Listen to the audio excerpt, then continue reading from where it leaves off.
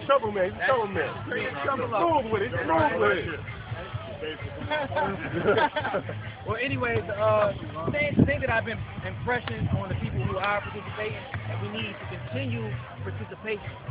Once we start participating, we get like God was saying, we get the same bills that I want to come with. Participation is key to anything. You can't do anything. You can't start doing public service.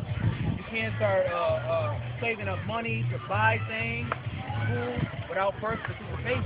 We got to be able to have a head count in order for me to say, okay, True Journey, I need you to start paying dues, or Saya, I need you to start paying dues, so that way we can start a bank account and start to let the finances, build, so that way we can start that foundation at school, so that way we can have a place, a mecca, so that way the babies can come to when they're in need, of guidance.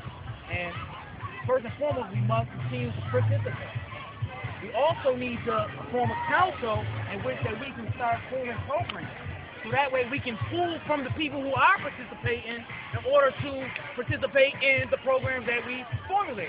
You understand what I'm saying? A captain of Treasury, a captain of events, a captain of Save Equality C, and so on, to make things go smoothly, so that way we always know who's doing what, who's responsible for what.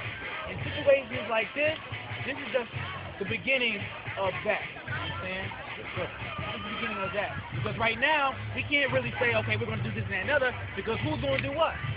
Nobody knows. We all going to be running around with our heads chopped off. As long as we continue to participate and let the participation grow and bubble, when you see a guard that didn't show up, bomb him.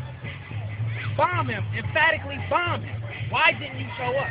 We need you there. You saying that this is your nation, you love a lost nation, why aren't you there?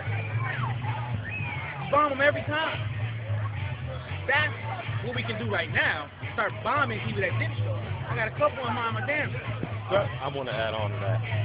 That's not the best concentration. You what, don't know. I'm going to hell back, we bomb. Well, what I'm saying is you don't know what the circumstance. What if you all up in his face saying that? He said, God, my grandmother just passed. That day? You're saying, what if you said that? Now how you going to feel? So that's wisdom knowledge.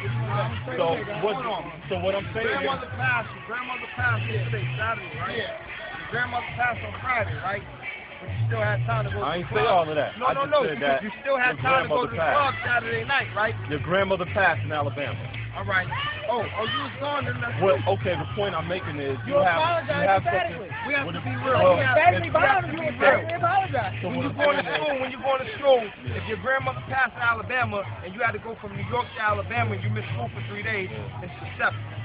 And that's reality. That's what we failing to realize. What I'm saying is, you never know why somebody's You're right, though, but what's the So problem with apologizing? the best thing to do, instead of doing wisdom knowledge and speaking on something you don't know first, I feel it. So what I'm saying is, the best thing to do, instead of speaking on something you don't know first, is to ask the person, then find out what it is. Because it's your family.